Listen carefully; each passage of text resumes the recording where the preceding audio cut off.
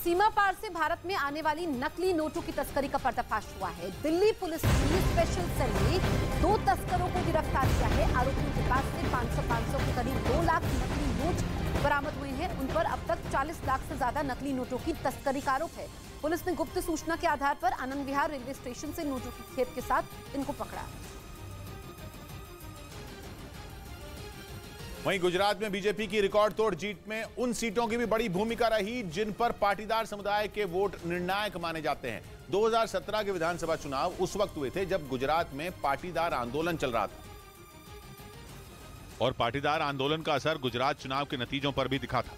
गुजरात की 39 सीटें ऐसी हैं जहां पाटीदार समुदाय के वोट निर्णायक माने जाते हैं, लेकिन 2017 में बीजेपी इन 39 में केवल 22 सीट ही जीत पाई थी, जबकि पाटीदार समुदाय पर बीजेपी का तगड़ा असर माना जाता रहा है।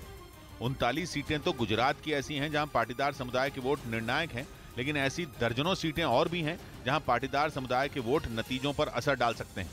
इसीलिए बीजेपी इस बार पहले से ज्यादा सतर्क थी। आंदोलन की अगुवाई करने वाले हार्दिक पटेल का बीजेपी में शामिल होना भी चुनाव के नजरिए से अहम साबित हुआ। हार्दिक पटेल खुद वीरमगाम सीट से बीजेपी की टिकट पर चुनाव लड़े।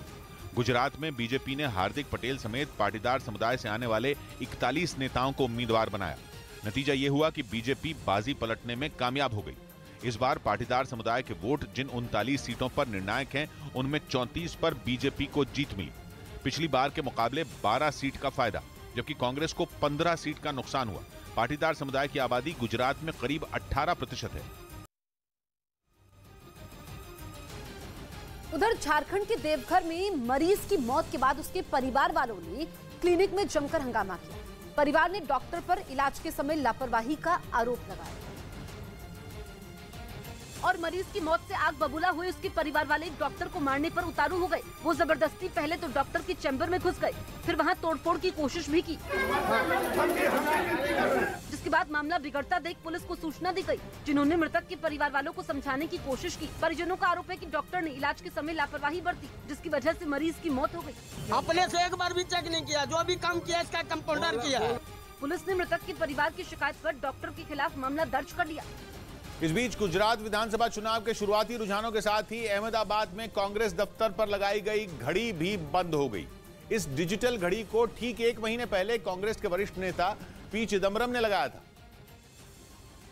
और उस पर चुनाव नतीजों की तारीख यानी 8 दिसंबर का काउंटडाउन सेट किया गया था। कांग्रेस ने इस डिजिटल घड़ी को परिवर्तन का समय नाम दिया था। साथ ही ये दावा भी किया था कि 8 दिसंबर को चुनाव परिणाम आते ही गुजरात की सत्ता में परिवर्तन हो जाएगा। हालांकि कांग्रेस के सारे दावे धरे के धरे रह गए और उसे इस चुनाव में पिछली बार के मुकाबले बहुत कम सीटें मिली। इस हार के साथ ही अहमदाबाद में कांग्रेस दफ्तर के बाहर लगाई गई घड़ी भी बंद हो गई। कांग्रेस का टाइम ओवर हो चुका है, परिवर्तन जो है वो देखा नहीं गया है। कांग्रेस ने राजस्थान विधानसभा चुनाव के वक्त भी ऐसी ही घड़ी लगाई थी और वहाँ उसे जीत भी मिली थी। पटना के बाढ़ में केमिकल फैक्ट्री में भीषण आग लगने से हड़कंप मच गया। जब तक लोग कुछ समझ पाते, आसमान में आग की ऊंची ऊंची लपटें उठने लगी। काफी दूर से ही धुएं का गुबार दिखाई दे रहा था और कुछ ही देर में केमिकल फैक्ट्री में आग फैल गई। तेज हवा की वजह से आग ने विकराल रूप धारण कर लिया। फैक्ट्री से निकलती ऊंची ऊंची लपटें दूर से ही देखी जा सकती थी। आग की वजह से मौके पर अफरा तफरी मच गई। हालांकि अभी तक किसी की हताहत होने की सूचना नहीं है। गांव वालों ने दमकल विभाग को आग लगने की जानकारी दी, जिसके बाद मौके पर पहुंचकर दमकल कर्मियों ने कड़ी मशक्कत के बाद आग पर काबू पाया। आधिकारिक तौर पर आग लगने की कोई जानकारी नहीं दी गई, लेकिन आशंका है कि केमिकल फैक्ट्री में गैस रिसाव की वजह से आग लगी। उधर हिमाचल प्रदेश में कांग्रेस का गढ़ मानी जाने वाली 15 में 13 सीटों पर बीजेपी को एक बार फिर हार का सामना करना पड़ा। राज्य की किन्नौर, कुल्लू, शिमला और सिरमौर समेत 8 जिलों की कई सीटों पर कांग्रेस का दबदबा माना जाता है, जिनमें 15 सीटें कांग्रेस का गढ़ मानी जाती हैं, जिन पर पार्टी के उम्मीदवार बड़े अंतर से चुनाव जीतते रहे।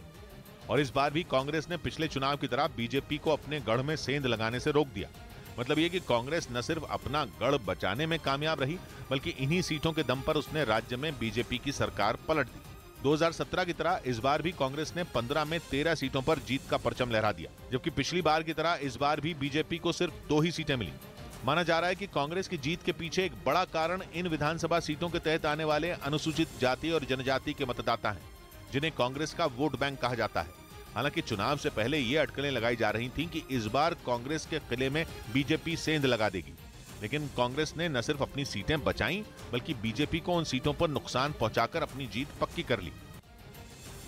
उधर उत्तर प्रदेश के हाथरस में आशा वर्कर ने एडिशनल सीएमओ के ड्राइवर को चप्पलों से पीटा, जिसका वीडियो भी सामने आया, जिसमें आशा वर्करों की भीड़ अस्पताल में डॉक्टर के चैम्बर में घुसकर एडिशनल सीएमओ के ड्राइवर पर चप्पलें बरसाती नजर आई।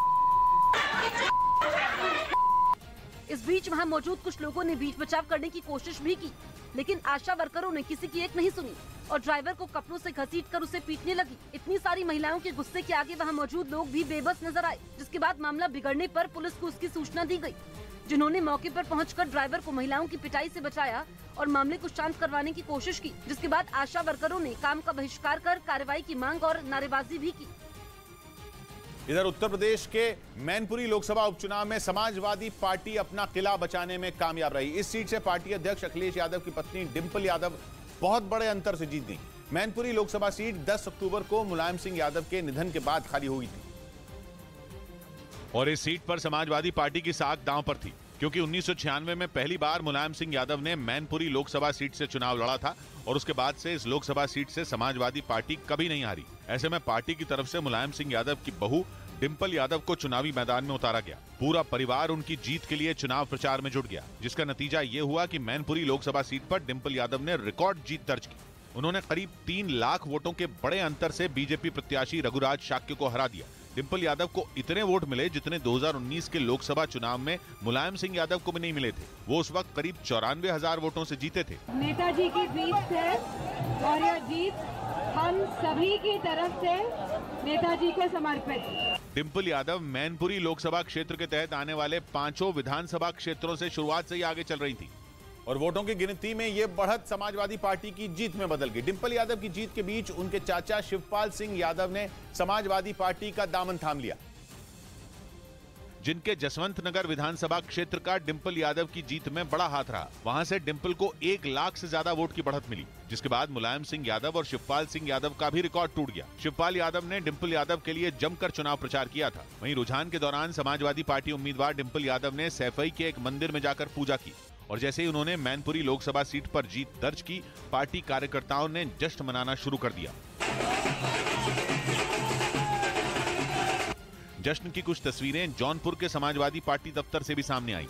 वहां पार्टी कार्यकर्ताओं ने एक दूसरे को मिठाई खिलाकर और ढोल बजाकर इस जीत का जश्न मनाया।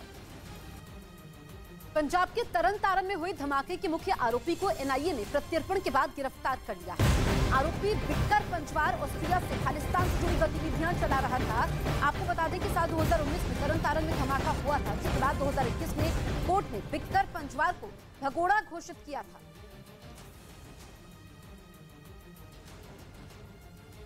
गुजरात में इस बार ओबीसी समुदाय के प्रभाव वाले इलाकों में भी बीजेपी ने जबरदस्त जीत हासिल की। बीजेपी ने इन इलाकों में आने वाली कुल 75 में 64 सीटें अपनी नाम की, जिसका मतलब है कि जहां ओबीसी समुदाय के लोग निर्णायक भूमिका में हैं, उन इलाकों में इस बार कांग्रेस बुरी तरह पिछड़ गई, क्योंकि बीजेपी ने पिछली बार के मुकाबले इस बार 25 सीटें ज्यादा जीती। 2017 के चुनाव में बीजेपी को ओबीसी के प्रभाव वाले इलाकों में 39 सीटें मिली थी, जबकि कांग्रेस ने पिछले चुनाव में 34 सीटें अपने नाम की थी। लेकिन इस बार उसे ओबीसी समुदाय के प्रभाव वाले इलाकों में सिर्फ 8 सीटों से ही संतोष करना पड़ा, यानी कांग्रेस को पिछली बार के मुकाबले 26 सीटों का भारी नुकसान हुआ। वहीं आम आदमी पार्टी को इन इलाकों में 1 जबकि अन्य के खाते में 2 सीटें गईं। उधर बिहार के भागलपुर में आग का तांडव देखने को मिला, जहां एक फैक्ट्री में अचानक से भीषण आग लग गई। आग इतनी तेज थी कि उसकी लपटें दूर तक देखी गई। चंद मिनटों में आग पूरी फैक्ट्री में फैल गई।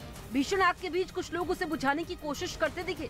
पहले तो गांव के ही लोगों ने आग बुझाने की कोशिश की, लेकिन जब आग पर काबू नहीं पाया जा सका तो फिर दमकल की टीम ने मोर्चा संभाला। बिजली के शॉर्ट सर्किट से चिलगारी बेगा, उसी से आग लगा। कई घंटे तक मशक्कत के बाद फायर ब्रिगेड की टीम ने आग पर काबू पाया। आग लगने के पीछे शॉर्ट सर्किट बताया जा रहा है।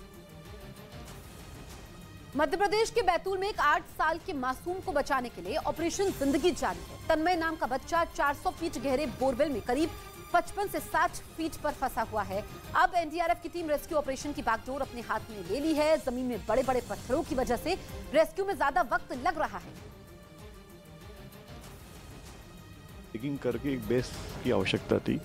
वो 45 फीट की डिगिंग हो चुकी है और हम बेस पर आ गए अब यहाँ से हॉरिजॉन्टल एक सुरंग बनानी है, हॉरिजॉन्टल डिगिंग स्टार्ट हो रही है, हो गई है, बल्कि स्टार्ट हो गई है। उसमें ये जो हमारी एनडीआरएफ की टीम है, जो एक्सपर्ट टीम है, उनके द्वारा जो स्ट्रेटेजी बनाई गई है उसमें 3 बाय 3 फीट की एक सुरंग नुमा रास्ता बनाने की आवश्यकता पड़ेगी, जिसमें आदमी जो भी रेस्क्यूअर वो अंदर जा सकेगा और बालक तक रीच कर सकेगा।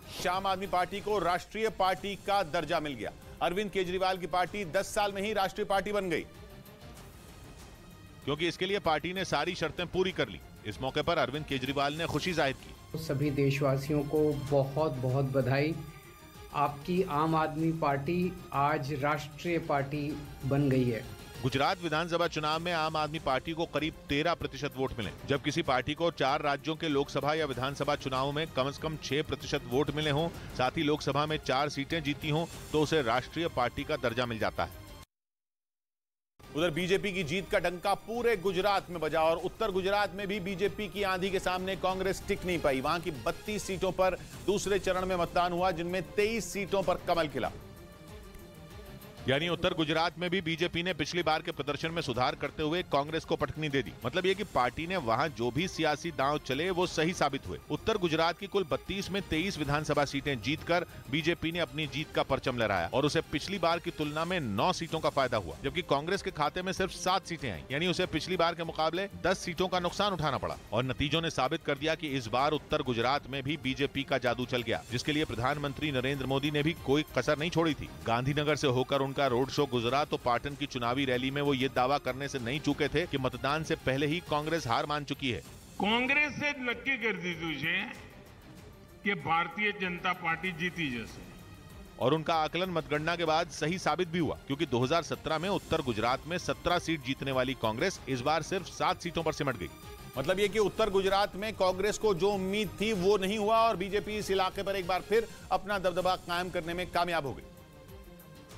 जबकि 2012 और 2017 के विधानसभा चुनाव में उत्तर गुजरात में कांग्रेस ने बीजेपी से बेहतर प्रदर्शन किया था और दोनों बार उसने यहां 17 सीटों पर जीत दर्ज की थी। इसीलिए उसने इस बार भी अपने मौजूदा विधायकों पर दांव चला था, जबकि बीजेपी ने ज्यादातर सीटों पर नए चेहरों को मौका दिया। उसका ये दांव सही भी साबित हुआ, क्योंकि उत्तर गुजरात के सभी जिलों में उसने कांग्रेस को धूल चटा दी। उत्तर गुजरात में महसाना, पाटन और गांधीनगर समेत 6 जिले आते हैं और गांधीनगर में तो बीजेपी ने कांग्रेस का सुपड़ा ही साफ कर दिया। गांधीनगर की सभी 5 सीटें बीजेपी के खाते में गईं और उसे पिछली बार के मुकाबले 3 सीटों का फायदा हुआ और कांग्रेस इस बार यहां अपना खाता तक नहीं खोल पाई, यानी उसे 3 सीटों का नुकसान हुआ। जबकि उत्तर गुजरात में इस बार भी बीजेपी और कांग्रेस के बीच कांटे की टक्कर मानी जा रही थी, लेकिन यहां के सभी जिलों में बीजेपी ने अच्छा प्रदर्शन करते हुए कांग्रेस को काफी पीछे छोड़ दिया। उधर लखनऊ विश्वविद्यालय में मामूली बात पर छात्रों की 2 गुटों में विवाद हो गया, जिसके बाद आरोपी 2 छात्रों को सस्पेंड कर दिया गया और छात्रों के बीच हुए विवाद का वीडियो अब सामने आया, जिसमें कुछ छात्र आपस में उलझते दिखाई दिए। आरोपी की लखनऊ विश्वविद्यालय में बर्थडे पार्टी के समय कहासुनी हो गई। विवाद इतना बढ़ा कि सीनियर छात्रों के गुट ने जूनियर छात्र को कैंपस में दौड़ा कर पीटना शुरू कर दिया। उन्होंने छात्र की बेल्ट और जूतों से पिटाई की। इतना ही नहीं, उसके कपड़े भी फाड़ दिए और धारदार हथियार से उस पर कई वार किए। गंभीर हालत में छात्र को अस्पताल में भर्ती करवाया गया। यूनिवर्सिटी में हुए विवाद का वीडियो वायरल होने के बाद यूनिवर्सिटी प्रशासन एक्शन में आया और उसने 2 छात्रों को सस्पेंड कर पूरे मामले में एक छात्र को नोटिस दिया है। साथ ही मामले की जांच के लिए एक कमेटी बनाई। गुजरात चुनाव के नतीजे बीजेपी के लिए बहुत बड़ी खुशखबरी लेकर आए। बीजेपी ने रिकॉर्ड तोड़ जीत दर्ज की। प्रधानमंत्री नरेंद्र मोदी के नाम की आंधी ऐसी चली कि गुजरात से विपक्ष लगभग साफ हो गया। गुजरात में किसी भी पार्टी ने इतनी सीटें पहले कभी नहीं जीती जितनी इस बार अकेले बीजेपी ने जीत ली और विपक्ष को चारों खाने चित कर दिया। ऐतिहासिक जीत का पूरे गुजरात में जोरदार जश्न मनाया गया। अहमदाबाद में आतिशबाजी ऐसी हुई कि घंटों तक थमी ही नहीं। बीजेपी के कार्यकर्ताओं ने दिवाली ही नहीं, जीत की खुशी में होली भी मना डाली।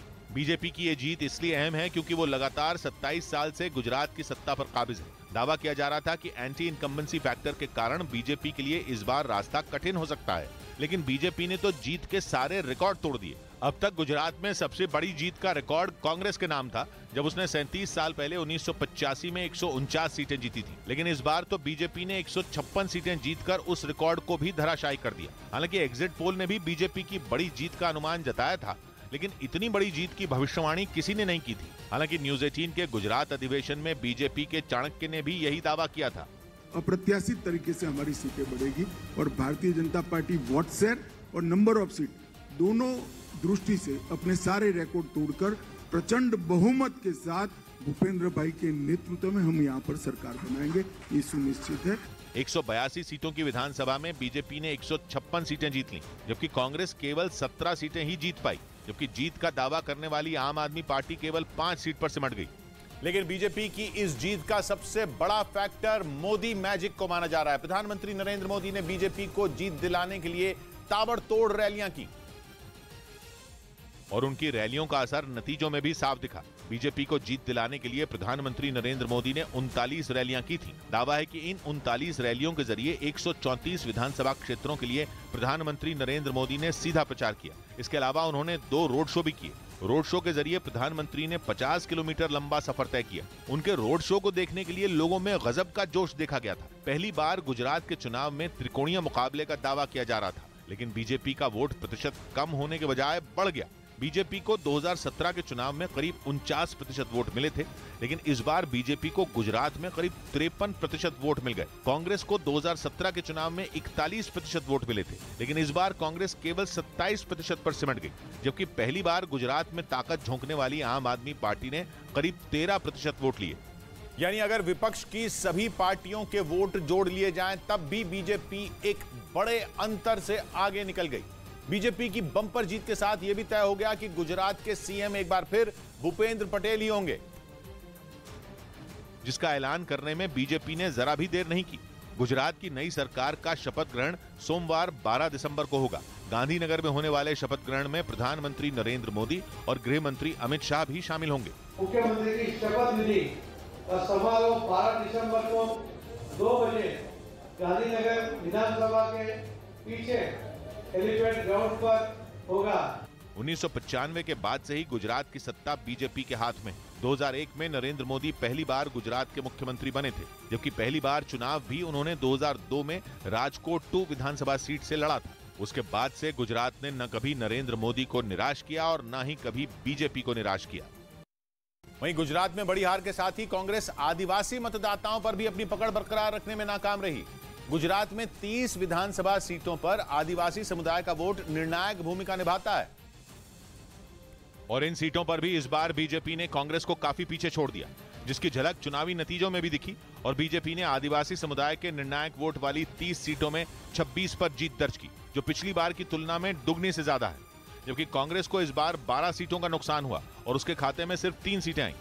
यानी गुजरात के ऐसे इलाकों में जहां आदिवासी समुदाय का वोट निर्णायक है, वहां भी प्रधानमंत्री नरेंद्र मोदी का ऐसा जादू चला कि जिन इलाकों में आज तक बीजेपी हारती आ रही थी, उन्हीं इलाकों में जीत की बदौलत उसने जीत का नया रिकॉर्ड बना दिया, जिसके लिए प्रधानमंत्री ने इस बार गुजरात चुनावों के दौरान आदिवासी इलाकों पर ज्यादा फोकस किया और उन्होंने गुजरात विधानसभा चुनाव के लिए प्रचार अभियान की शुरुआत करने के लिए भी आदिवासी समुदाय की निर्णायक भूमिका वाले वलसाड को चुना। चूंटणी प्रचारનો મારો પહેલો કાર્યક્રમ આદિવાસી ભાઈ બહેનો વચ્ચે રાખ્યો છે, એનો મને આનંદ છે। और चुनाव प्रचार के दौरान उन्होंने भरूच में आदिवासी समुदाय के 2 बच्चों से भी मुलाकात की थी, जिन्होंने 6 साल पहले अपने माता पिता को खो दिया था। प्रधानमंत्री ने उन्हें पूरी मदद का भरोसा दिया था। इस मुलाकात का वीडियो खूब वायरल भी हुआ था और जिस तरह पीएम ने आदिवासी इलाकों में आगे बढ़कर बीजेपी के लिए प्रचार किया, उसका असर चुनावी नतीजों पर भी साफ दिखा, क्योंकि बीजेपी ने कांग्रेस का वोट बैंक माने जाने वाले आदिवासी इलाकों से भी उसका पत्ता साफ कर दिया। श्रद्धा मर्डर केस के आरोपी आफ्ताब को आज साकेत कोर्ट में पेश किया जाएगा। श्रद्धा कांड के आरोपी आफ्ताब को वीडियो कॉन्फ्रेंसिंग के जरिए पेश किया जाएगा। सूत्रों के मुताबिक सुरक्षा कारणों की वजह से ऐसा किया जा रहा है। आफ्ताब की 13 दिन की न्यायिक हिरासत आज पूरी हो रही है। दूसरी ओर श्रद्धा के पिता आज मीडिया से मुखातिब होंगे।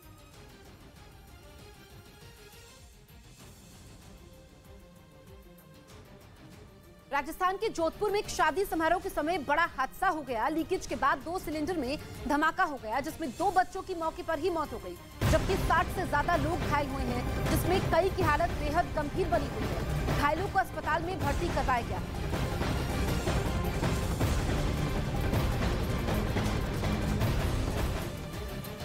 गंभीर हादसा है और बर्न्स के जो परसेंटेज है जो पेशेंट्स हैं उनके बहुत ज़्यादा हैं। तो देखिए 42 लोग 60 के लगभग की जानकारी है जो इंजर्ड हुए थे, उनमें से 42 लोगों को रेफ़र किया गया, 42, और 42 को रेफ़र जो किया गया उनमें से अब लगभग सब आगे हैं और उनका इलाज जो है as per Joe Burns percentage है उस हिसाब से। में मुस्लिम समुदाय के असर वाली सीटें भी बीजेपी ने अपने नाम कर ली, जबकि इससे पहले तक इनमें ज्यादातर सीटें कांग्रेस के खाते में जाती थीं।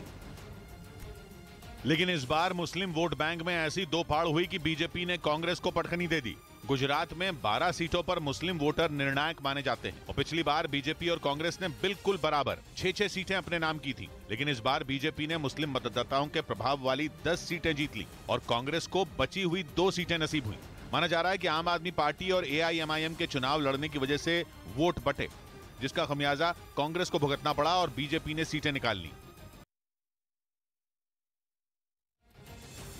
राजस्थान के डूंगरपुर में बीजेपी पार्षद ने प्रशासन के खिलाफ अनोखा विरोध जताया। जर्जर स्कूल इमारत की मरम्मत न होने पर बीजेपी पार्षद ने अपना सिर मुंडवा लिया। खस्ताहाल स्कूल को ठीक करवाने के लिए प्रशासन से कई बार शिकायत की गई, लेकिन जब प्रशासन ने इसकी कोई सुध नहीं ली तो डूंगरपुर के बीजेपी पार्षद ब्रजेश सोमपुरा ने विरोध जताते हुए अपना सिर ही मुंडवा दिया। यहाँ पर अवैध गतिविधियां भी होती रहती हैं, इसलिए मुंडन करवा करके प्रशासन से ये मांग की है, विरोध जताया है कि इस भवन की सूद ली जाए। पार्षद का कहना है कि स्कूल की मरम्मत या फिर उसे गिराने की मांग को लेकर सरकारी दफ्तर के कई चक्कर लगाए, लेकिन किसी ने इस ओर ध्यान नहीं दिया। इस स्कूल के कई कमरे गिर चुके हैं और दूसरे हिस्से भी बुरी तरीके से क्षतिग्रस्त हैं। हिमाचल प्रदेश में कांग्रेस ने बीजेपी के गढ़ में सेंध लगाकर बहुमत तक का रास्ता तय कर लिया। वहां की 10 सीटें ऐसी हैं जिन्हें बीजेपी का मजबूत किला माना जाता था, लेकिन इस बार कांग्रेस ने उसकी किलेबंदी को भेद दिया। बीजेपी जिन सीटों पर अपनी जीत पक्की मानकर चल रही थी उनमें ज्यादातर सीटें उसके हाथ से फिसल गईं, जबकि ये वो 10 सीटें थी जिन पर उसने 2012 और 2017 में परचम लहराया था। इनमें मंडी की 4, कांगड़ा की 2, सिरमौर की 2 और चंबा और हमीरपुर की 1-1 सीट शामिल है। 2012 में बीजेपी के पास इन 10 में 8 सीटें थी, जो 2017 में बढ़कर 9 हो गई, यानी तब बीजेपी को 1 सीट का फायदा हुआ था। लेकिन 2022 में बीजेपी के लिए इन सीटों से अच्छी खबर नहीं आई और उसे सिर्फ 5 सीटों पर ही जीत मिली, यानी 4 सीटों का सीधे नुकसान हो गया। जबकि पिछली बार 1 सीट पाने वाली कांग्रेस ने बीजेपी के गढ़ में धमक दिखाते हुए 5 सीटें अपने नाम कर ली। सबसे बड़ी वजह ये है कि जो भाजपा की सरकार थी उसके खिलाफ बहुत माहौल था। जीत से गदगद कांग्रेस ने मुफ्त बिजली और पुरानी पेंशन समेत जनता से किए 10 वादे जल्द पूरा करने का भरोसा दिया। हिमाचल प्रदेश में कांग्रेस ने 40 सीट जीतकर बहुमत हासिल कर लिया है। आज हिमाचल कांग्रेस विधायक दल की शिमला में बैठक। दोपहर 3 बजे प्रदेश कांग्रेस दफ्तर में होने वाली बैठक में विधायक दल का नेता चुना जाएगा। कांग्रेस के पर्यवेक्षक राजीव शुक्ला और छत्तीसगढ़ के मुख्यमंत्री भूपेश बघेल भी मौजूद रहेंगे। तो विधायक दल का नेता आज चुना जाएगा। कांग्रेस को 40 सीटें मिली हैं हिमाचल प्रदेश में और आज विधायक दल का नेता चुना जाएगा। ये बैठक आज होने वाली है, शिमला में कांग्रेस दफ्तर में बैठक होगी। हालांकि कई नाम सामने आ रहे हैं और ऐसे में जब मुख्यमंत्री के दावेदार ज्यादा हैं तो यहाँ पर थोड़ी परेशानी कांग्रेस के लिए हो सकती है। लेकिन आज देखना होगा जब बैठक होगी कि विधायक दल का नेता किसे चुना जाएगा और आलाकमान किस पर विश्वास जताता है। तो बहुत ही करीबी ये मुकाबला रहा और रिवाज जैसा कि हर बार बदलता है, 5 साल में हिमाचल में सत्ता बदलती है, इस बार भी ठीक वैसा ही हुआ 3 दशक से जो हो रहा है। उत्तर गुजरात में बीजेपी को मिली जीत के पीछे इस बार ग्रामीण इलाकों का बहुत बड़ा हाथ रहा। बीजेपी ने ग्रामीण इलाकों में 2017 के मुकाबले इस बार बेहद शानदार प्रदर्शन किया, जिसकी बदौलत बीजेपी ने गुजरात में लगातार 7वीं बार सरकार बना ली। इसके पीछे ग्रामीण इलाकों के मतदाताओं का अहम योगदान रहा, जिन्होंने बीजेपी को जिताने के लिए दिल खोलकर वोट दिया। इसी वजह से ग्रामीण इलाकों की कुल 98 सीटों में बीजेपी ने 79 सीटों पर बाजी मार ली, जबकि 2017 के चुनाव में बीजेपी को 39 सीटें ही मिली थीं, यानी इस बार उसे 40 सीटों का फायदा हुआ। वहीं कांग्रेस के खाते में इस बार महज 11 सीटें ही आईं, जबकि 2017 में उसने 53 सीटों पर जीत दर्ज की थी। इस तरह 2017 के मुकाबले कांग्रेस को ग्रामीण इलाकों में 42 सीटों का भारी नुकसान हुआ, जो गुजरात में कांग्रेस की हार की बड़ी वजह बना। वहीं राज्य में पहली बार चुनाव लड़ रही आम आदमी पार्टी को 4 सीटें मिली। खास बात यह कि आम आदमी पार्टी को राज्य में कुल 5 सीटें ही हासिल हुई, जिनमें 4 सीटें उसे ग्रामीण इलाकों से ही मिली। श्रद्धा मर्डर केस के आरोपी आफ्ताब को आज साकेत कोर्ट में पेश किया जाएगा। श्रद्धा कांड के आरोपी आफ्ताब को वीडियो कॉन्फ्रेंसिंग के जरिए पेश किया जाएगा। सूत्रों के मुताबिक सुरक्षा कारणों की वजह से ऐसा किया जा रहा है। आफ्ताब की 13 दिन की न्यायिक हिरासत आज पूरी हो रही है। वहीं दूसरी ओर श्रद्धा के पिता आज मीडिया से मुखातिब होंगे। इस वक्त की बड़ी खबर हम आपको बता रहे हैं। श्रद्धा मर्डर केस के आरोपी आफ्ताब को आज साकेत कोर्ट में पेश किया जाएगा। श्रद्धा कांड के आरोपी आफ्ताब को वीडियो कॉन्फ्रेंसिंग के जरिए पेश किया जाएगा। सूत्रों के मुताबिक सुरक्षा कारणों की वजह से ऐसा होगा और वीडियो कॉन्फ्रेंसिंग के जरिए आफ्ताब की पेशी होगी। आफ्ताब की 13 दिन की न्यायिक हिरासत आज पूरी हो रही है। वहीं दूसरी तरफ श्रद्धा के पिता आज मीडिया से मुखातिब होंगे और दोपहर के वक्त वो मीडिया से मुखातिब होंगे। इधर उत्तर प्रदेश के हरदोई से बेहद ही हैरान करने वाला एक वीडियो वायरल हो रहा है, जिसमें एक बुजुर्ग महिला को एक औरत बुरी तरीके से पीट रही है। मामला शाहबाद थाना क्षेत्र के गांव का है और बुजुर्ग महिला को बेरहमी से पीटने वाली कोई और नहीं बल्कि उसकी अपनी बहू है। आसपास खड़े गांव वाले बुजुर्ग को बचाने की बजाय वीडियो बनाने में लगे हैं। पीड़ित महिला किसी तरह खुद को बचाती और थाने पहुंचकर शिकायत दर्ज करवाती है। तहरीर प्राप्त की गई है, जिसके आधार पर अभियोग पंजीकृत किया जा रहा है और इसमें आवश्यक विधिक कार्रवाई की जाएगी। फिलहाल पुलिस ने मामले में केस दर्ज कर लिया है और आगे की कार्रवाई कर रही है। इधर गुजरात के शहरी इलाकों में बीजेपी ने अपना दबदबा कायम तो रखा ही, इस बार अपनी सीटें भी बढ़ा ली। शहरी सीटें बीजेपी की वो ताकत हैं जिनसे गुजरात में उसे हमेशा कुर्सी दिलाई और शहर का वोटर गुजरात में हमेशा बीजेपी का वफादार रहा है। गुजरात में 1995 से बीजेपी की सरकार है। शहरी सीटों पर मजबूत पकड़ उसे बार बार सत्ता दिलाती रही है। बल्कि 2017 के विधानसभा चुनाव में तो शहरी सीटों की बदौलत ही बीजेपी अपनी सरकार बचा पाई थी। तब बीजेपी ने 99 सीटें जीती थी, जादुई आंकड़े से महज 7 ज्यादा। इनमें 56 सीटें शहरी थी, यानी आधे से भी ज्यादा। लेकिन इस बार गुजरात में लड़ाई दो तरफा नहीं थी। आम आदमी पार्टी के मैदान में उतरने की वजह से मुकाबला त्रिकोणीय हो चुका था और ये माना जा रहा था कि केजरीवाल की पार्टी बीजेपी के शहरी वोट बैंक में डेंट मारेगी। लेकिन नतीजों से साफ हो गया कि इस बार भी शहरी वोटरों ने बीजेपी का साथ दिया और उसकी जीत में शहरी सीटों के निर्णायक होने का ट्रेंड बना रहा। गुजरात की 182 में 84 सीटें शहरी इलाकों में पड़ती हैं, जिनमें बीजेपी ने पिछली बार 60 सीटें जीती थी, लेकिन इस बार उसकी सीटें बढ़ी। उसने 77 सीटें अपने नाम कर ली। साथ ही बीजेपी के वोट शेयर में भी इजाफा हुआ। वहीं जहां 2017 में कांग्रेस ने 24 शहरी सीटों पर बाजी मारी थी, वो इस बार कम होकर सिर्फ 6 रह गई।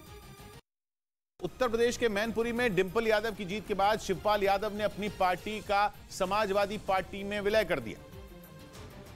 साथ ही वो खुद भी अखिलेश यादव की मौजूदगी में समाजवादी पार्टी में शामिल हो गए। मांग भी थी एक हो जाओ, तो आज हम दोनों लोग एक हो गए। इस दौरान अखिलेश यादव ने अपने चाचा शिवपाल को समाजवादी पार्टी का झंडा सौंपकर एक साथ होने का संदेश भी दिया। हालांकि बीजेपी ने आरोप लगाया कि शिवपाल यादव ने समाजवादी पार्टी में लौटने के लिए आत्मसम्मान से समझौता कर लिया। राजनीति में जो अपने आत्मसम्मान और स्वाभिमान का ध्यान नहीं रखता, निश्चित तौर पर उसको अपमान ही मिलता है और यही अपमान शिवपाल सिंह यादव को आगे भी मिलेगा। मुलायम सिंह यादव के निधन के बाद खाली हुई मैनपुरी सीट में प्रचार के वक्त भी शिवपाल यादव डिंपल यादव के समर्थन में जुटे दिखे थे, जिसके बाद से यह माना जा रहा था कि शिवपाल यादव प्रगतिशील समाजवादी पार्टी का विलय समाजवादी पार्टी में कर देंगे। दिल्ली महिला आयोग की अध्यक्ष स्वाति मालीवाल की मुश्किलें बढ़ गई। जीसीडब्ल्यू नियुक्ति घोटाला मामले में कोर्ट ने स्वाति मालीवाल पर आरोप तय कर दिए हैं। राउज एवेन्यू कोर्ट ने स्वाति मालीवाल के साथ प्रमिला गुप्ता, सारिका चौधरी और फरहीन मलिक को आरोपी बनाया है। कोर्ट के मुताबिक चारों पर आरोप तय करने के लिए पर्याप्त सबूत हैं। 11 अगस्त 2016 को पूर्व विधायक बरखा शुक्ला सिंह की शिकायत के बाद एसीबी ने जांच की थी।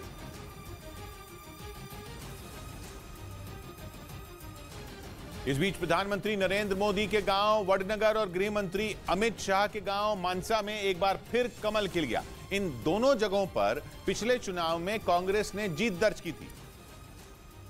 इसीलिए इस बार बीजेपी ने इन दोनों सीटों के लिए खास रणनीति तैयार की। खबर है कि लगातार 2 बार मानसा सीट पर हार की वजह से इस बार वहां खुद अमित शाह ने मोर्चा संभाला और उम्मीदवार के चयन से लेकर चुनाव प्रचार तक का सारा प्लान उन्होंने ही तैयार किया।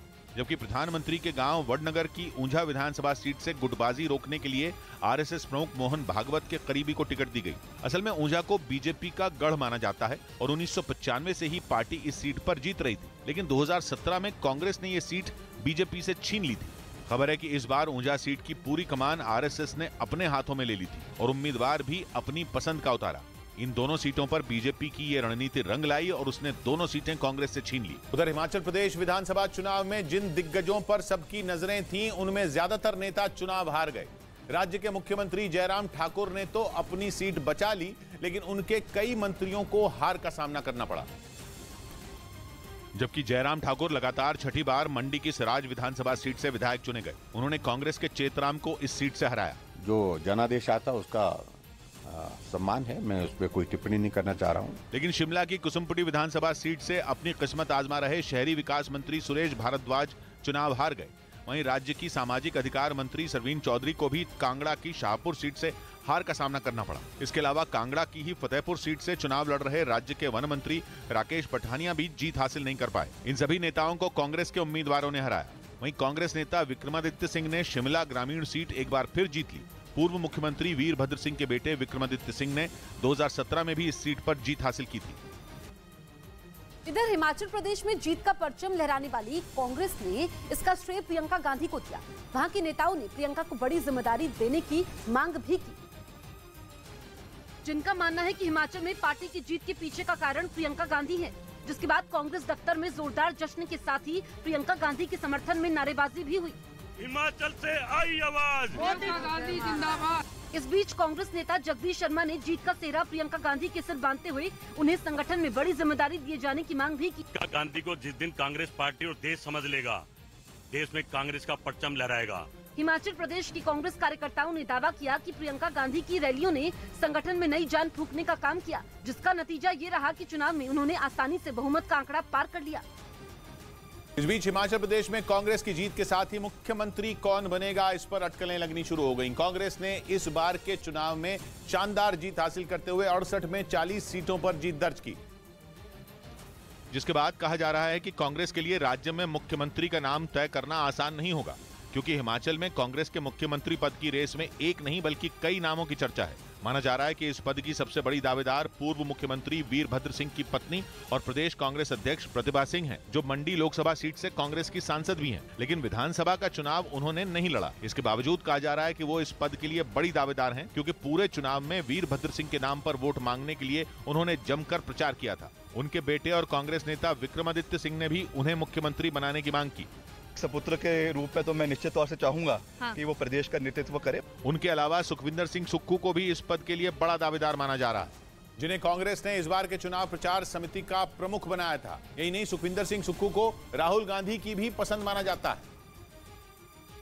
लेकिन खबर है कि वीरभद्र सिंह से उनके मतभेद थे, इसलिए प्रतिभा सिंह उनके नाम पर जोरदार विरोध जता सकती हैं। सुखविंदर सिंह सुक्खू के अलावा मुकेश अग्निहोत्री का नाम भी इस लिस्ट में शामिल है। बताया गया कि अगर प्रतिभा सिंह को इस पद के लिए नहीं चुना गया, तब वो मुकेश अग्निहोत्री का नाम मुख्यमंत्री पद के लिए आगे कर सकती हैं। वहीं कौल सिंह ठाकुर के नाम पर भी चर्चा जोरों पर है, जो हिमाचल के सबसे वरिष्ठ कांग्रेस नेता हैं। वो पूर्व कांग्रेस अध्यक्ष से लेकर राज्य में मंत्री तक रह चुके हैं। उन्हें भी मुकेश अग्निहोत्री की तरह प्रतिभा सिंह का करीबी माना जाता है। इसके साथ ही आशा कुमारी को भी बड़ा दावेदार कहा जा रहा है, जो छत्तीसगढ़ सरकार में मंत्री टी.एस. सिंहदेव की बहन है। हालांकि कांग्रेस ने साफ किया कि जल्द ही इस पर फैसला ले लिया जाएगा।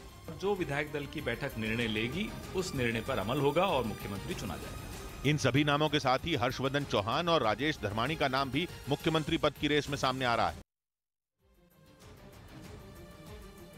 हिमाचल में कांग्रेस की जीत के बाद नए सीएम के नाम पर मंथन हो रहा है। इस बीच हिमाचल कांग्रेस अध्यक्ष प्रतिभा सिंह ने कहा कि ये चुनाव वीरभद्र सिंह के नाम पर ही जीता गया है, तो क्या उनके परिवार को नजरअंदाज किया जा सकता है?